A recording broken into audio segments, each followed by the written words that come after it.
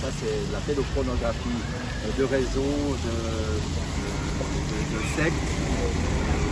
Ça, j'en ai pas des témoignages directs, mais on en entend de plus en plus parler actuellement. Oui, on en entend énormément parler et ça touche beaucoup de secteurs, ce genre de pratiques. Pas simplement Monsieur X ou Madame X, ça va dans des secteurs très très hauts au niveau de grade, on va dire. Alors ça, je suis pas du tout un spécialiste. Hein. Simplement, non, je suis pas, comme je t'ai dit, je suis tombé dessus la semaine passée. Je me suis dit, il faut faire quelque chose. Pour les détails, je ne connais pas le domaine. Le mieux, alors je pense que le mieux, c'est de demander à François Lipantal qui va justement nous donner quelques exemples de personnalités. Pas personnalités, on ne va pas les citer évidemment, mais le genre, parce que c'est pas non plus Monsieur X ou Madame X, c'est tout le monde quoi. Pourquoi on ne les citerait pas? Après, ça t'engage que toi. Bah oui, si on a le courage de les citer, c'est plus percutant. Il suffit de citer l'affaire Jeffrey Epstein, qui est une notoriété publique, qui a recruté dans des réseaux pédocriminels dans le monde entier, qui circulaient dans tous les continents, qui avait une ligne aérienne, le Lolita Express des États-Unis vers son île au large des États-Unis. Et cette notoriété publique, beaucoup de grands de ce monde, de la famille royale d'Angleterre, des familles très influentes en Suisse, en France, dans le monde entier, c'est tout un système mafieux d'exploitation du sexe, d'exploitation de la pédocriminalité, d'exploitation des pulsions les plus basses, dans ce cas-là de l'espèce humaine, en faisant du chantage, en filmant les personnalités dans des positions scabreuses pour exercer leur pouvoir et influencer par le chantage et toutes les pyramides de pouvoir dans le monde. C'est une notoriété publique, il n'y a aucun scrupule à le dire. Le type est mort en prison, soi-disant suicidé, probablement tué. Ghislaine Maxwell, la fille du grand magnat de la presse, Maxwell, est maintenant en jugement. Je crois qu'il n'y a aucun doute à avoir. D'ailleurs, on a même découvert ici, grâce à certains informateurs bien placés, que le système est pratiqué notoirement dans des cabinets d'hypnose où les cadres stressés viennent se faire soigner par des méthodes hypnotiques. Et quand ils sont sous hypnose, on leur dit de se foutre à poil. Et quand ils sont tout nus, on leur met dans les bras ou près d'eux des petits garçons, des petites filles, on les filme. Et même s'ils ne sont pas passés à l'action sexuelle, ils croient qu'ils sont pédocriminels et ensuite on peut les tenir comme ça. Et moi je vais même plus loin. Si le Conseil fédéral, à sa majorité, en tout cas 4 sur 3, sont pour l'abaissement de l'âge sexuel des enfants de 12 ans, si ce n'est pas 10 ans, c'est que très probablement nos élites en Suisse sont sous chantage pédocriminel. Je n'ai aucun scrupule à le dire. C'est une hypothèse et cette hypothèse est sérieusement corroborée par nombreux faits. Et c'est très bizarre que la pédocriminalité, notamment en Suisse et en France, n'est pas pourchassée comme elle le devrait. L'opération Genesis, par exemple, les États-Unis nous ont remis des milliers de noms en Suisse des réseaux pédocriminels. La montagne a accouché de souris, c'est qu'ils sont protégés par le système judiciaire dans de nombreux cantons. Et je trouve ça inadmissible. Il est même surprenant. On n'arrive pas à imaginer que ça puisse exister, ce genre de choses. Bien justement, c'est une raison de plus pour dire que les affaires Dutroux ou les affaires Outreau, qui sont d'ailleurs sémantiquement exprès probablement mélangées, c'est de la poudre aux yeux et on dit qu'il n'y a pas de réseau pédocriminel, mais c'est la tarte à la crème. L'affaire Yann Lopez à Genève démontre qu'il y a eu plusieurs réseaux pédocriminels à l'intérieur même de la radio-télévision suisse romande. C'est prouvé, il y a eu des jugements, les gens sont enfuis à Haïti comme par hasard où il y a beaucoup d'enfants à disposition, ou dans d'autres pays, cette notoriété publique, l'affaire Catherine, l'affaire, j'ai oublié, enfin il y a plusieurs affaires qui circulent, je préfère oublier les noms dans ce cas-là. On peut comprendre, vraiment. Bon, c'est pas anodin, si on est ici sur la place des Nations, je suppose qu'il y a quelque chose à en retirer pour être alors la Providence fait bien les choses. Aujourd'hui, c'est la fête, non seulement le 7e anniversaire donc, de cette action pour protéger le trafic, surtout des enfants, mais en plus, c'est la journée mondiale de l'amitié. L'amitié. Alors l'amitié en grec, ça s'appelle philia. Et comme par hasard, il y a un mélange, une collision entre la journée de l'amitié, philia, et pédo, qui sont les enfants. Pédophilie. Moi, je ne parle pas de pédophilie, je parle de pédocriminalité. Et probablement qu'il y a une collision entre ces deux journées déclarées par l'ONU. Et peut-être, ça c'est une hypothèse de travail qui mérite enquête, comme d'autres méritent enquête. Vous savez que le procureur général de la Confédération, Michael Lauber, a démissionné hier soir. Il a donné sa démission hier soir. Il finit son travail à la fin du mois d'août. Il est en vacances maintenant. Mais on sait très bien qu'il y a des réseaux pédocriminels aussi en Suisse. Et probablement, Michael Aubert était au courant de réseaux pédocriminels. Et probablement qu'en Suisse, il y a ces réseaux de pédocriminalité par cabinet d'hypnose, tant masculine que féminine. Et probablement qu'il y a des cadres à très haut niveau, bancaires, d'assurance, militaires, postes, dans toutes les institutions, y compris les églises, il y a des réseaux pédocriminels. Et probablement que la démission est liée notamment à l'affaire de Nicole Junkermann, qui est impliquée dans les scandales de la FIFA. Il y a plus de 20 procédures actuellement de corruption dans la FIFA. Comme par hasard, c'est elle qui a fait disparaître son nom des sociétés suisses qui gèrent les droits de transmission de la FIFA au niveau mondial. Donc elle a ôté son nom, c'est quasiment un aveu qu'elle est impliquée là-dedans. C'est la même qui gérait le réseau pédocriminel de Jeffrey Epstein, qui était l'officier traitant de Jeffrey Epstein, de Ghislaine Maxwell. C'est la même qui est aussi impliquée dans les réseaux de satellites de télécommunications au niveau mondial, où on nous impose 60 000, 70 000 satellites sur nos terres. Il y a des conjonctions un peu étranges entre la FIFA, la corruption, Michel Laubert, le sport, la corruption, la pédocriminalité, Jeffrey Epstein, Ghislaine Maxwell. Il y a beaucoup. Alors, je crois que ça mérite une enquête. J'ai une information, un scoop qui vient de tomber aujourd'hui. Le procureur général, donc lui, il va être poursuivi. Il va pouvoir engager des procédures et c'est justement en rapport avec ses liaisons avec la FIFA, avec certaines personnes. Donc il était jusqu'à présent, il avait l'immunité et il s'apprête à la faire tomber pour en compter sur lui, sur le procureur général. Donc, alors il y a plus de 20 procédures en route, dont contre Infantino. Vous vous souvenez des preuves qui ont été apportées dans la FIFA. Il y a plus de 20 procédures qui devraient, nous l'espérons, continuer et pas être enterrés dans le sable, comme l'affaire Crypto-Agé, le référendum, je tiens à ce que vous signiez le référendum contre Swisscovid, qui est en liaison parce que, comme par hasard, la même Nicole Junkermann est derrière toutes les applications par la société Carbine 911, donc Carbine 911 aux États-Unis. On mettra le lien évidemment. Et c'est justement cette application qui est sous-jacente à Swisscovid, qui est donc un espion dans la poche de toutes les... Alors on dit que c'est volontaire, qu'on n'est pas obligé de l'installer, mais on sait très bien que soi-disant leur opération complètement ouverte, open au niveau software, c'est pas du tout ouvert, parce que dessous, il y a des boîtes noires qui appartiennent à Google, qui appartiennent à Alphabet, qui appartiennent à Apple, et c'est des trucs secrets qui sont justement en liaison avec ces applications Covid mondiales qui permettent d'espionner toute notre vie privée, non seulement privée, mais médicale. Donc tout est lié, et comme par hasard, les noms Nicole Junkermann et tous ces sbires qui sont autour d'elle disparaissent des registres du commerce. Nous en avons les preuves, il suffit de nous les demander. D'accord. Donc pour revenir sur Dominique, qui a un peu de temps qu'il s'est retrouvé. Il y a un texte aussi. S'est retrouvé dans ce système-là. Ne pas parce que justement j'ai encore besoin de tes donc il nous a donc dit plus ou moins ce qu'était la pédocriminalité à haute sphère, on est bien d'accord. Mais il n'y a pas que des mauvais côtés, il y a aussi des bons côtés, puisqu'on a aussi des lanceurs d'alerte. Tu es toi-même, François, un lanceur d'alerte, et pas d'aujourd'hui. On peut dire ça depuis déjà un certain temps.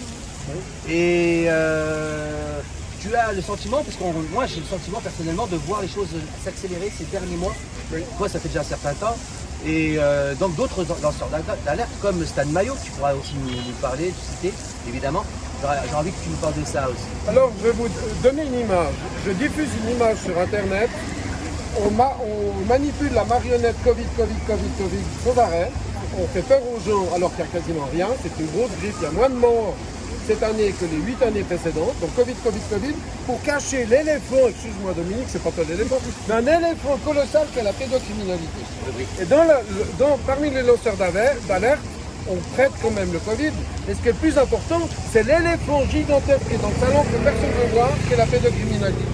On veut effacer l'affaire Jeffrey Epstein, on veut effacer le fait que Stan Mayo en France est enfermé de manière illégale, de manière grotesque, de manière atroce dans une prison privée.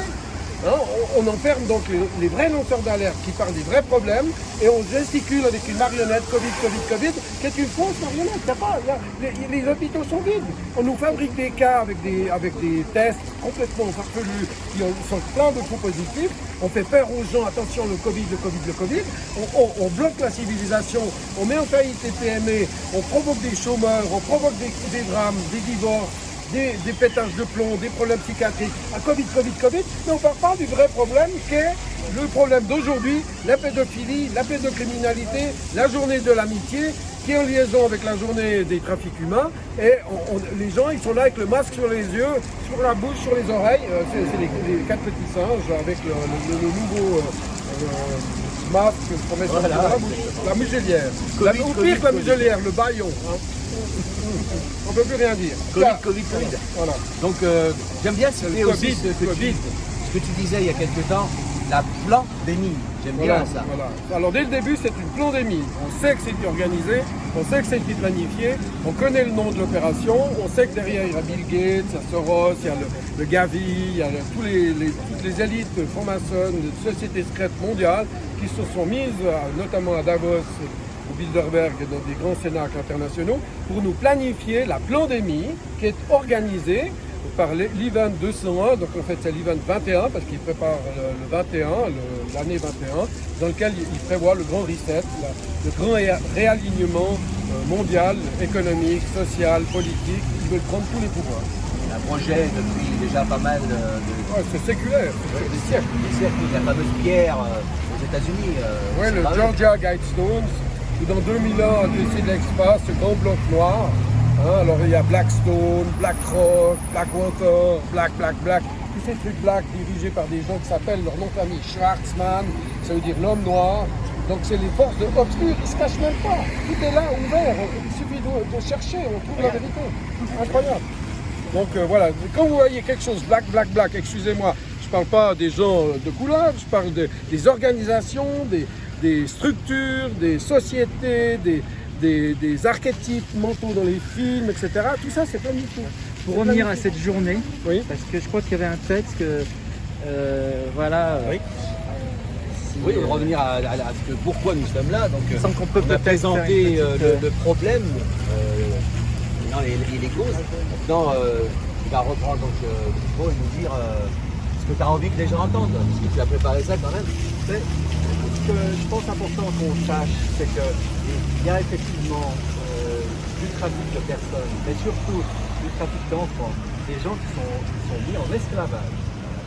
C'est le terme vraiment qu'on peut employer pour servir d'objet, à tout, servir à tout. Que ce soit au plus simple, ce que je connais en Haïti, puisque mon épouse est haïtienne, ils sont mis en domesticité pour servir de gens du domestique. Mais là, on parle d'autre chose, de nouveau des aspects sexuels. Et puis, il faut savoir quand même qu'avec l'histoire de cette pandémie, d'après ce que disent les gens de l'opération Underground High Road, il y a eu une explosion du trafic de personnes, du trafic d'enfants, parce que les enfants sont laissés à eux-mêmes. Évidemment, ils sont sur des tablettes, sur des téléphones et autres, et ils sont la proie beaucoup plus facile des prédateurs. Et donc il y a eu apparemment une explosion de ce trafic avec le confinement. Moi, j'en sais rien personnellement, mais c'est ce que j'ai pu voir. Et donc avec aussi quand même des enlèvements apparemment. Alors cette opération, ils ont sauvé, ça fait donc depuis 2013 que ça a été fondé. Il faut savoir que le fondateur, dont le nom là m'échappe, ça me reviendra, mais si vous allez voir sur Opération Underground Railroad, vous verrez son nom. Ce fondateur faisait partie d'une organisation américaine étatique, donc la CIA ou le FBI, et il faisait des opérations donc, sur le terrain, dans le sens de se faire passer pour quelqu'un qui est intéressé à la pédocriminalité ou autre, et il démontait ainsi des réseaux. Et il a été touché par l'histoire d'un père qui avait perdu son fils de 3-4 ans, qui avait été enlevé et qui avait écrit sur Internet. Et il a connu cette histoire et il en était très touché. Il a rencontré ce père et il lui a promis qu'il libérerait son fils. Mais quand il est retourné aux États-Unis, eh bien son chef lui a dit écoute, c'est pas dans notre juridiction, on peut rien faire. Haïti, c'est pas les États-Unis. Et ce qui fait qu'il a décidé de fonder cette association, donc Opération Underground Railroad, pour pouvoir honorer sa promesse. On va laisser passer.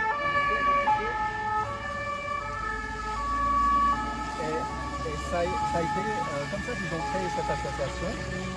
Et puis à partir de là, donc c'est en 2013, ils ont réussi à retrouver le petit garçon en l'occurrence. Ouais. Si vous allez sur le site internet, vous verrez le témoignage. Et depuis lors, ils ont sauvé 3800 enfants. D'accord. C'est ce qu'ils indiquent. Là, je vois Opération 2019, je ne sais pas si on arrive à le montrer à la caméra. Plein d'opérations. Un échantillon de sauvetage et des missions qui ont été achevées et en cours actuellement. Je vais essayer de vous le montrer. Voilà, c'est quand même pas rien, quoi.